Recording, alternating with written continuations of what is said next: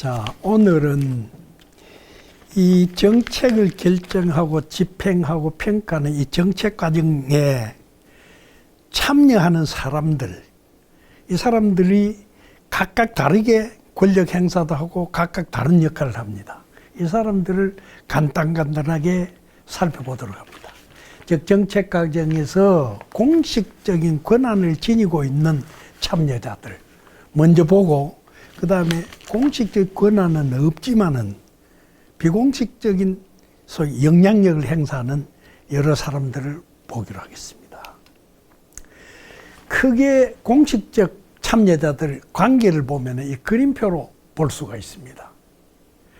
제일 위에 대통령이 있고 그 위에 이제 비공식 참여자들 나와 있습니다만 그건 나중에 보기로 하고, 대통령이 있고 이쪽에 국회가 있고 대통령 밑에 비서실, 그 다음에 행정부 장관, 국장들, 행정부들 있고, 여기에 부처간 회의, 국무회의 등, 그리고 국회가 활동을 할 때 정당이 관여를 하는, 영향을 미치고, 이 화살표들이 전부 다 영향을 미치는 방향을 나타내는데, 여기에서 나온 거는 아이디어를 이렇게 전달하는 방향을 그려낸 겁니다.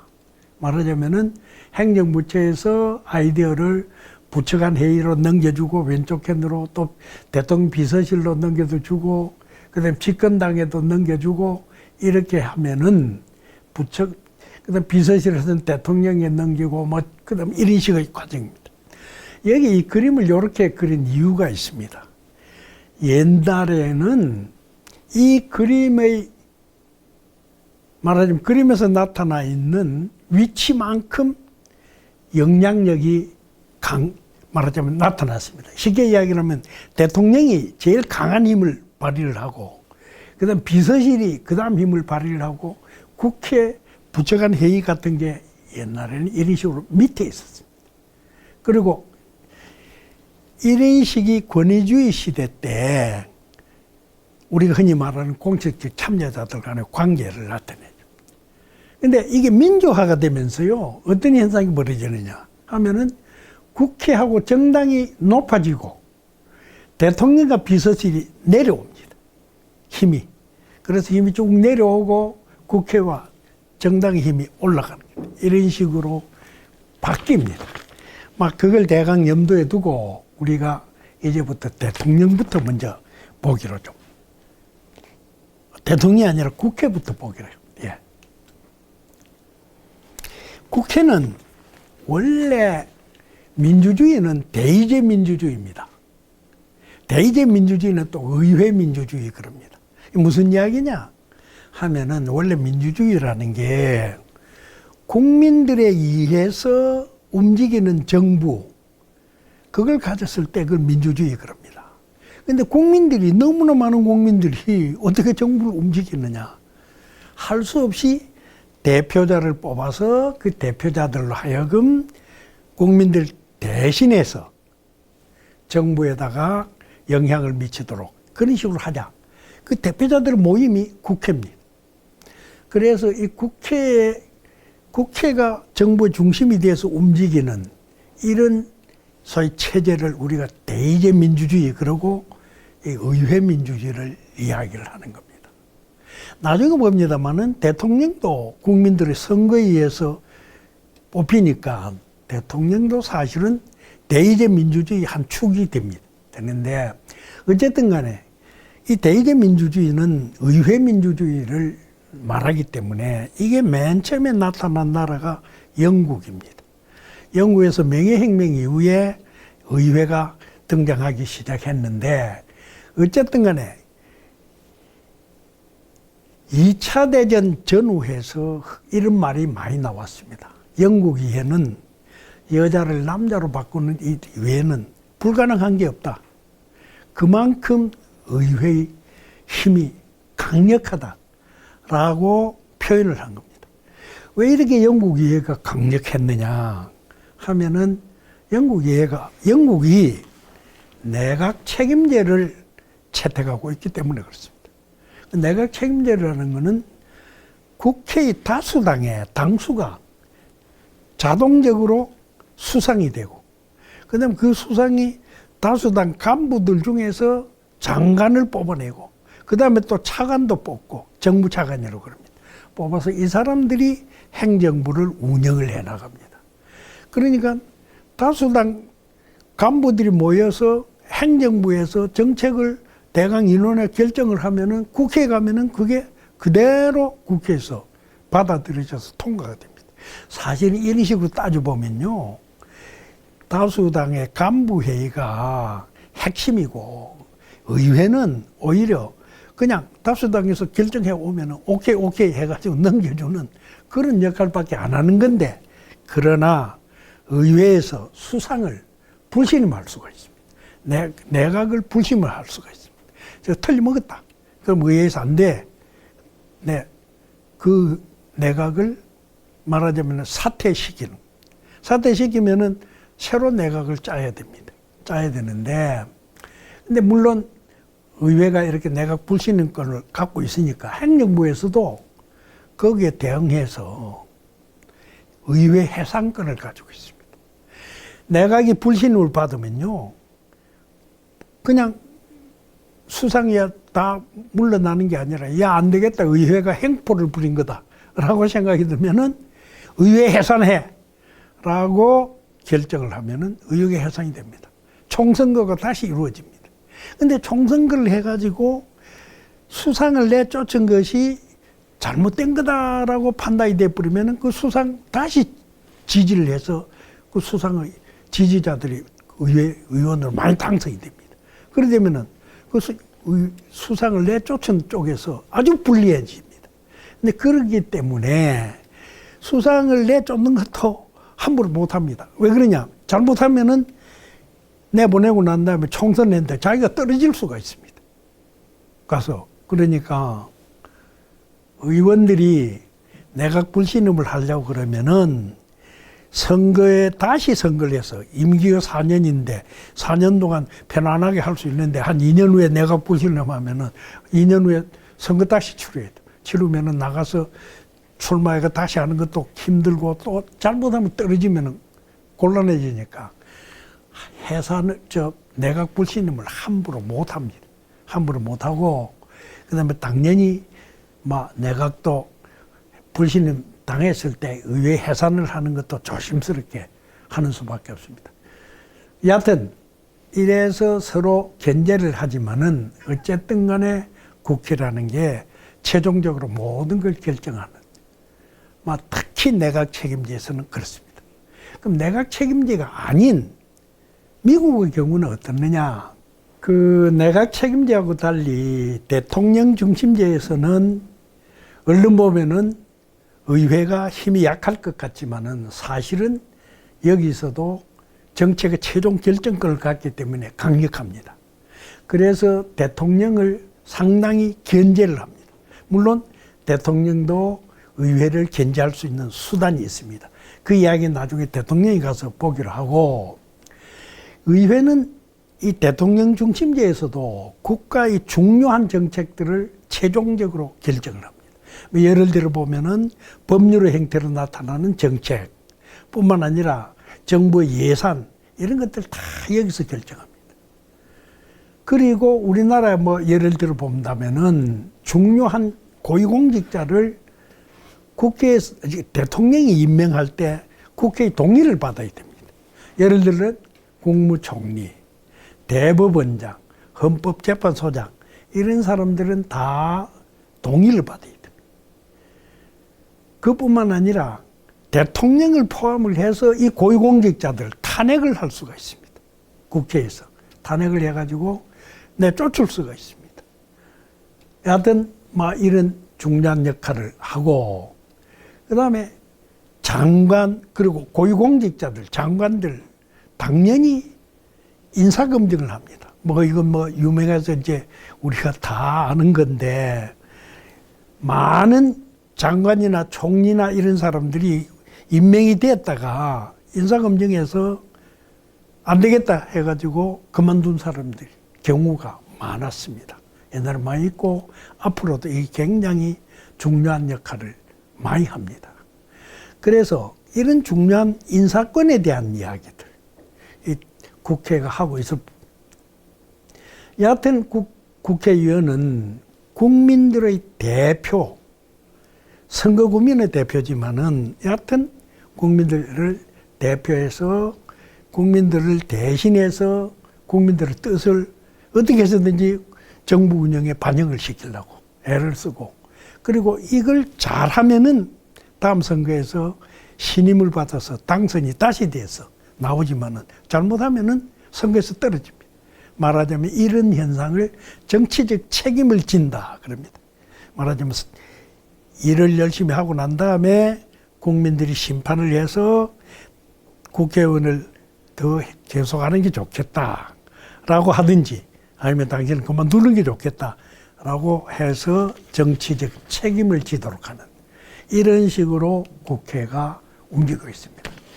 그런데 국회가 맨 처음에 등장했을 때는 뭐 아주 옛날은 이야기를 안 하지만은 미국 같으면은 미국의 의회가 만들어지고 한참 동안은 국회가 굉장히 힘이 있었습니다만은 행정국가화 현상 그러는 것이 나타나면서 의회 권한이 많이 약화가 됩니다. 이게 뭐 대강 이런 내용을 알려면은 시대 환경이 많이 바뀌면서 일어난 현상입니다. 옛날에 농업 경제가 중심이 되어 있던 시대에는 농촌이 중심이 되어 있던 시대에는 정부가 하는 일들이 그렇게 복잡하거나 까다롭지가 않았습니다. 그런데 산업화가 되고 사람들이 도시로 몰려들어서 도시에서 많이 살면서 도시화가 되니까 여러 가지 문제가 발생합니다. 복잡하고 까다로운 정책 문제가 많이 등장을 합니다. 산업화가 돼가지고 노사 갈등이 심각하게 일어날 때 그때 정부가 도대체 어떻게 해야 되느냐라는 문제뿐만 아니라 근로자들이 근로 조건이 나빠져서 또는 일을 하다가 다쳐서 뭔가 대책을 세워야 할 때 아까 이야기한 대로 복지 정책을 어떻게 해야 될 거냐 이런 문제는 나오지만 도시가 크게 성장하니까 도시의 상수도 하수도 문제, 도로 문제 이런 것들이 굉장히 중요해집니다. 그리고 전염병도 돌기 시작합니다. 그래서 도시화가 되고 산업화가 되니까 굉장히 복잡하고 까다로운 문제들이 많이 등장합니다. 옛날에 농업 시대 때는 없던 문제들입니다. 이런 문제들이 굉장히 복잡합니다. 이게 미국 같은 나라는 1860년대 남북전쟁이 끝나고 난 다음부터 동서간 철도가 놓여지고 하면서 대륙간 횡단철도에 따라서 동쪽에 공산품이 저 남쪽에 농산품 지역으로 가고 남쪽에 농산품, 서쪽에 있는 농산품들이 동쪽으로 옮겨지고 하는 등등 여러 가지 도로, 교통 이 분야에서 문제들이 또 많이 생기고 해서 여하튼 1860년대 이후 미국이 산업화를 고도화하면서 엄청나게 복잡한 문제들이 많이 생깁니다. 근데 이 문제를 해결을 하려고 그러다 보니까 굉장히 고도의 전문 지식이 필요합니다. 전문 지식이 없어서는 도로 건설을 함부로 못 합니다. 다리를 건설하려고 하는데 다리 건설 함부로 못 합니다. 상수도 건설, 하수도 건설 이게 전부 다 엄청난 전문 지식이 필요합니다. 이것을 정치를 하는 국회의원들이 알 수가 없다.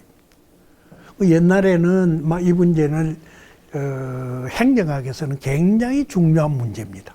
행정학에서는 옛날에는 국회의원들이 거의 모든 걸 결정을 하고 선거에 의해서 당선된 주지사나 시장들이 밑에 있는 국장이나 과장이나 이런 사람들을 자기 선거운동하던 사람들 중에 뽑아서 임명을 하고 이래가지고 아무것도 전문성이 없는 사람들이 행정부를 막 움직였습니다. 움직였는데 그러다 보니까 엄청나게 많은 문제가 생깁니다. 다리 건설, 도로 건설, 상수도 건설, 하수도 건설 등등에서 전문성이 없다 보니까 부실 공사가 막 발생합니다. 뿐만 아니라 정확하게 제대로 한다면은 돈을 엄청나게 많이 들여서 건설돼야 될 거.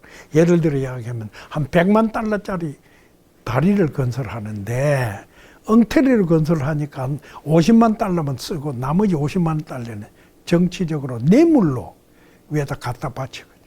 말하자면 주지사 같으면 자기를 공천해준 정당의 지도자들한테 돈 다 갖다 바치고 시장도 마찬가지예요. 이런 식으로 해서 엄청나게 많은 문제가 생겼습니다. 그래서 공무원들 이거 안 되겠다 일하는 사람들 전문성 있는 사람들을 공무원으로 임명을 해야 되겠다. 그래서 공개 시험을 쳐서 전문성을 판단을 해서 시험에 합격한 친구들을 공무원으로 임명하는 그 사람들이 열심히 일을 잘하고 능력 있게 실적을 내면 승진시키는 이것이 우리가 흔히 말하는 실적 공무원 제도입니다. 이 실적 공무원 제도가 등장합니다. 실적 공무원 제도가 등장하면서 이제 전문가들이 전부 다 행정부대로 일을 합니다. 이 전문가들은 선거에서 누가 시장이 되거나 대통령이 되거나 관계없이 신분 보장을 받고 계속 일을 합니다. 신분 보장을 받고 계속 일을 하니까 그 분야의 전문 지식이 계속 늘어납니다. 그 분야에 대한 정보도 많이 모아둡니다. 축적을 합니다. 이래서 이런 사람들이 아주 풍부한 정보를 가지고 정확하게 판단해서 일을 해야 일이 제대로 된다. 일이 제대로 된다라는 이야기는 능률적으로 하고 효과를 내고 하는 그런 식으로 일을 할 수가 있습니다. 그래서 이런 사람들이 다 일을 하다 보니까 정부에서 어떤 일을 해야 되느냐. 도로 교통 대책을 세운다. 상가수도 대책을 세운다. 그럼 대책을 수립할 때, 즉 정책을 만들 때 국회의원들이 전혀 거기에 관여도 못합니다. 그래서 말하자면 행정부가 이제는 중요한 결정을 다 하게 되는 이런 현상을 행정국가화 현상. 즉 옛날에는 의회 중심의 국가였는데 이제는 행정 중심의 국가가 됐다. 행정국가화 현상. 이 행정국가화 현상이 되면서 의회의 권한이 상대적으로 엄청나게 약화돼 버립니다. 그래서 의회에서 여기에 대한 대책을 세웁니다. 야, 이거 안 되겠다. 우리도 뭔가 전문 지식이 있어야지. 행정부에서 말하자면 상수도 건설에 대해서 뭔가 대책을 세워가지고 올라오면은 거기에 대해서 우리가 정확한 판단을 내릴 수가 있지. 그러지 않으면 전부 다 행정부 애들이 하자는 대로 다 한다. 안 되겠다. 그래서 의회 의원들이 아이디어를 낸 것이 뭐냐. 국회의원들도 전문 분야를 정해서 그 전문 분야에서만 일을 하자. 다른 말 바꾸면은 국회의원이 되면은 건설교통위원회 그러면 거기 들어가서 그것만 계속 건설교통만 담당을 하도록 합니다. 다음 선거에서 당선대가 와도 또 그거 담당. 그 다음 선거에 또 당선대가 또 와도 그거 담당. 이런 식으로 8년, 12년 이런 식으로 계속 그걸 담당을 하면은 그 분야에 대해서 전문 지식이 축적이 됩니다. 국회의원들이 원래 머리가 좋은 사람들이니까 당연히 그런 식으로 오랫동안 근무를 하면서 보좌관들도 국회의원 보좌관이 많은데 그 보좌관들이 계속 정보도 축적을 하고 하면은 말하자면은 전문가 비슷하게 됩니다. 이래서 국회에 국회의원들을 전체를 모아놓고 하는 게 아니라 분야별로 상임위원회를 만듭니다. 위원회를 만드는데 상임위원회라는 거는 언제나 활동을 하는 그런 위원회입니다. 언제나 활동을 하는 상임위원회를 만들어가지고 거기에 소속이 되도록 해서 계속 똑같은 상임위원회에서 일을 하도록 해주면은 전문성이 엄청납니다. 이게 미국에서 하고 있는 일입니다. 사실은 일본도 내각 책임제지만 이런 식으로 하고 영국도 거의 이런 식으로. 다 이런 식으로 하다 보니까 국회의원들이 행정 공무만큼 전문성을 축적한 사람들이 많습니다. 그 분야에. 이래서 행정부를 지금 통제를, 그 말하자면 행정과 국가와 현상의 대책을 세워가지고. 근데 문제는 어디 있느냐? 우리나라가 이게 안 돼 있습니다. 우리나라는 국회 상임위원들이 어떤 사람이 2년 동안은, 이게 상임위원들이 2년마다 교체를 합니다. 4년 국회의원 임기 중에 맨 처음 들어가서 한 2년 동안 상임위원회 여기서 일하다가 다음 단계 또 일하고 하는. 근데 상임위원회 중에 인기 있는 상임위원회가 있습니다. 국회의원들이 와가지고, 야, 씨, 나는 왜 인기 없는데 보냈느냐.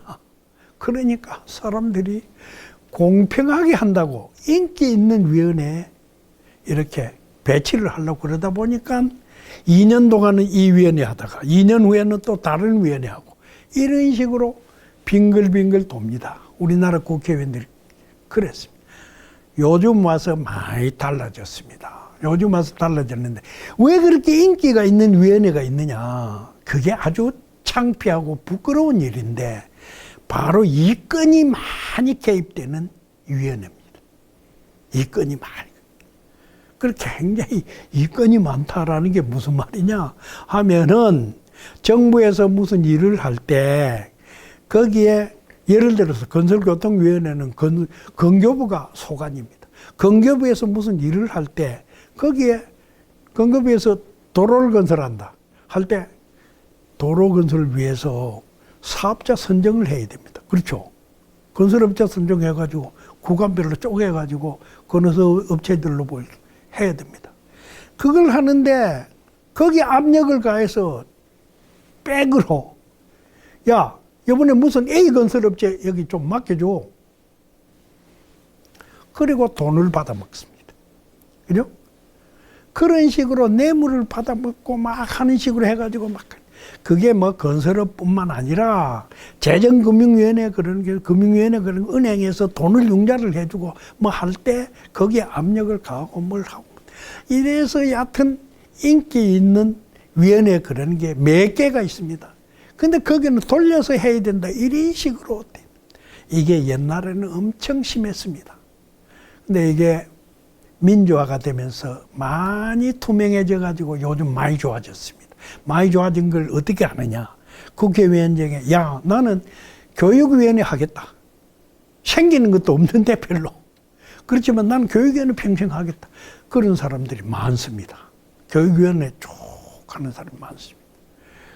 그런 식으로 인기는 없지만은 내가 이 일을 하는 게 나로서는 보람있다 라고 생각해서 하는 그런 식으로 돼서 요즘 많이 밝아져서 다행입니다만은 그래도 되십니다.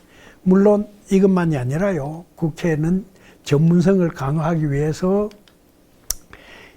국회에 전문적인 분석을 담당을 하는 기관들도 만들고 예산 분석실도 만들고 해서 국회의 전문성을 강화하기 위해서 노력을 합니다. 그런데 막 그런 거는 요즘 와서 그것도 강화됐습니다.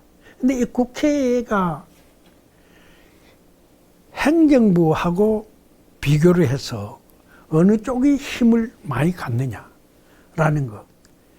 보통 경우는 옛날에는 국회가 아까도 잠깐 이야기를 했습니다만 대통령하고 행정부가 거의 중요한 결정을 우리나라에서는 다 하고 국회는 둘레리 역할만 했습니다. 아까 이야기할 때 고도 성장 기간 동안 쉽게 이야기하면 1980년대까지 개발 독재를 막 할 때 행정부가 막 끌고 나갑니다. 국회의원들은 자기 지역에는 큰 공장이 안 들어왔는데 왜 포항에는 저렇게 큰 공장을 세워줬느냐? 왜 울산에는 저렇게 세워줬느냐? 라고 국회의원들이 다른 지역 국회의원들이 항의를 하고 그러면 골치 아픕니다. 그러니까 그 항의하도 못하도록 누릅니다.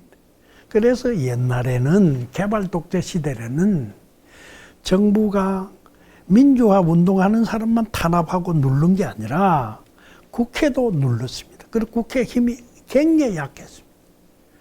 그러다가 민주화가 되면서 국회 힘이 올라섰는데, 민주화가 되면서 특히 야당이 이제 강한 발언권을 가집니다. 야당이 굉장히 강한 발언권을 가지면은 국회가 행정부에 대해서, 대통령에 대해서 여러 가지 견제 역할을 합니다. 국회가. 야당이 다수당이 됐다. 그런 경우가 꽤 있었습니다. 옛날에. 꽤 있었는데, 그렇게 되면은 행정부나 대통령 쪽에서 국회를 무시도 못하고 국회가 영향력을 굉장히 발휘할 수 있습니다. 그래서 우리가 흔히 막 그런 이야기 합니다. 건의주의 시대 때는 의회가 약했다. 그런데 이제 민주화가 되면서 강해졌는데, 특히 이 정권교체, 이 정권교체가 굉장히 중요한 역할을 합니다. 이 정권교체가요, 맨 처음에는 이 정권교체 그러는 게, 옛날에는 우리가 참, 여러분들은 잘 모르겠지만은, 박정희 대통령이 한 20년 동안 장기 집권을 했습니다. 그 전두환 대통령이 7년을 했습니다. 그 국보위까지 합치면 한 8년 가까이 했습니다. 그러니까 그때 많은 사람들이 어떻게 생각하느냐. 야, 좀 대통령이 바뀌면은 좀 뭔가 좀 나아지겠다. 사실은 대통령이 다른 사람으로 바뀌어도, 똑같은 정당에서 다른 사람으로 바뀌어도 정책이 많이 달라지고 정치가 많이 달라집니다. 그래서 사실은 이게 전두환 대통령에서 노태우 대통령으로 바뀌니까 그때 당시 사회 전체의 민주화 운동이 굉장히 활발했고, 또 노태우 대통령 정부 자체가 민주화를 지지해 주는 게 옳다라고 해가지고 민주화를 굉장히 말하자면 촉성했습니다. 그래가지고 굉장히 민주화가 되면서 국회 내에서 야당의 발언권도 커지고 동시에 국회의 힘도 굉장히 커졌습니다. 그러다가 그 다음 단계, 통치 이념이 다른 정부가 들었어요. 정권 교체가 통치 이념 다른 정부 새로이 등장하면은 이건 전혀 또 다른 현상이 벌어집니다. 이게 나중에도 한번 이런 이야기가 간단하게 나올 겁니다만은, 통치 이념이 달라지면은요, 과거에 우파 정권이 쭉 정책을 추진을 할 때 축적했던 정보라든가 그때 필요했던 전문 지식이 좌파 정권이 등장해서 복지 쪽을 강화를 하고 경제 쪽을 약화를 시키니까 복지 쪽에 대한 전문성이라든가, 말하자면은 정보가 갑자기 중요해집니다. 그리고 그게 굉장히 과거에 많이 축적이 되어 있는 상태가 아닙니다. 과거에 우파 정권에서는 그걸 그렇게 많이 안 했습니다. 그러다 보니까 행정부에서 축적했던 정보와 전문성이 우파 정권의 좌파 정권으로 바뀌면 그게 갑자기 필요성이 급격하게 줄어들어요. 새로운 정보가 필요하고 새로운 전문성이 필요해집니다. 그러니까 행정부 힘이 확 떨어집니다. 행정부 전문관료의 힘이 떨어지니까 대신에 새로운 정권 탄생을 담당을 했던 정치권의 지도자들이 장관도 하고 차관도 하고 막 이런 식으로 들어오면서 이 사람들이 영향력을 행사합니다. 그러면서 그 사람들이 몸을 담고 있던 정당하고 국회, 여기가 영향력이 커집니다. 그래서 새로운 통치념을 지닌 정권이 등장하면은 당연히 행정부가 힘이 약화가 되고 국회 힘이 강화가 되고, 물론 그에 따라서 야당도 힘이 강화가 되고, 이런 현상이 우리나라의 경우에 통치념 다른 소위 정권이 몇 번 교체가 되면서 쭉 일어나서 지금 현재는 어떻게 되느냐. 국회가 엄청나게 강화됐습니다. 어떻게 보면은 국회가 너무 힘이 강화됐다라고 사람들이 불만을 터뜨릴 정도로 국회가 막 힘이 강화가 된 겁니다. 행정부, 대통령 힘이 그만큼 약화된 겁니다. 자, 이 국회 이야기는 이 정도로 끝을 냅시다.